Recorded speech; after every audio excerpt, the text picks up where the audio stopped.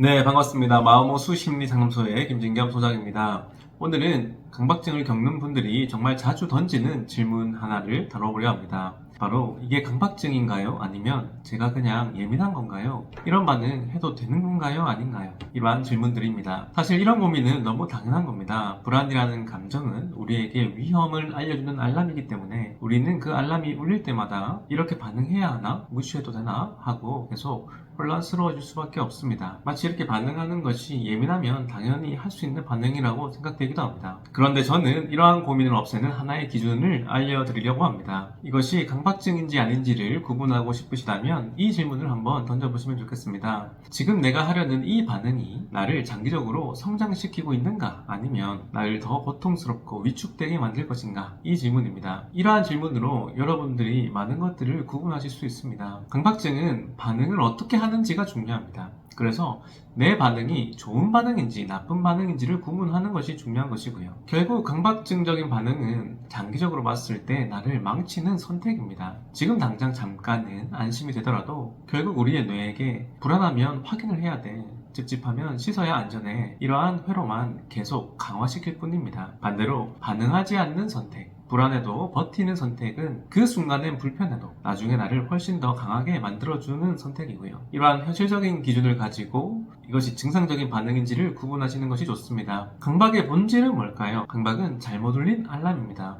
그건 바로 우리의 심리적 경보 시스템이 필요 이상으로 과민해져 있다는 것이고요. 실제로 불이 나지 않았는데 경보기가 계속 울리고 있는 겁니다. 아무도 오염시키지 않았는데 손을 씻고 아무 일도 없었는데 문을 다시 확인하고 위협이 없는데도 생각을 계속 점검하고 이런 것들이 강박인 겁니다. 전혀 현실적이지 않은 근거를 가지고 가능성만 가지고 따지고 드는 거죠. 잘못 울린 알람에 반응하는 것입니다. 불이 나지 않았는데 반응하는 거, 가짜 알람에 계속 따라가는 거, 이것이 강박입니다. 그리고 문제는 이 가짜 알람이 너무 진짜처럼 느껴진다는 점입니다. 그래서 잘못된, 하지 않아도 될 강박적인 반응을 하게 되는 것이고요. 하지만 그 반응이 장기적으로는 나를 더 고통받게 하는 겁니다. 이 부분을 분별하셔야 되고요. 한 가지 비유를 드려보겠습니다. 여러분이 이사를 한다고 생각해 볼게요. 이사를 하려고 짐을 다 싸놨습니다. 그런데 내 내면에서 알 수 없는 이유로 불안하고 찝찝한 알람이 계속 울리는 겁니다. 그러면 갑자기 불안해진 그 마음이 내가 뭔가 놓쳐서 불안해졌다는 식으로 이유를 붙이고 그러면서 내 가방을 다시 열어가지고 하나하나 다시 확인하는 겁니다. 혹시 뭐가 빠졌나? 내가 잘못 넣은 게 있는 거 아니야? 다시 확인해 봐야겠다. 그런 식으로 다 다시 뒤집어서 다 꺼내서 확인하는 겁니다. 이러한 것이 바로 강박입니다. 내 마음의 불안이 사실은 전혀 상관없는 현실적인 이슈를 이유로 삼아가지고 그것을 확인하고 있는 겁니다. 뭔가 잘못됐을 가능성만 가지고도 그것 때문이라고 생각하고 다시 시작하는 거고요. 이렇게 내 삶의 준비를 다 마쳤음에도 바로 옆에서 어떤 알람이 울린다고 해서 그 알람에 휘둘려가지고 내 삶을 다 중단하고 다시 확인하려고 하는 것, 이것이 강박입니다. 실제로는 문제가 없지만 불안이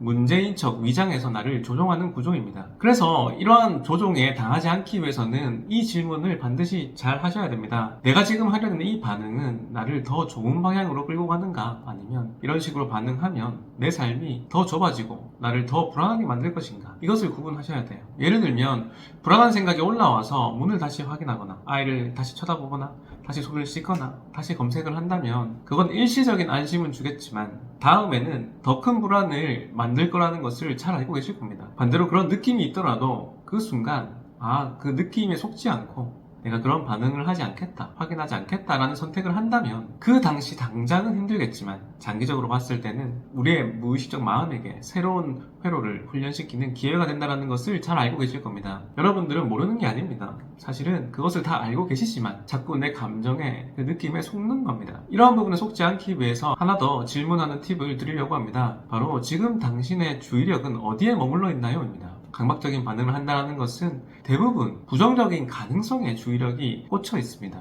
이러다가 진짜 큰일 나면 어떡하지? 내가 틀리면 어떡하지?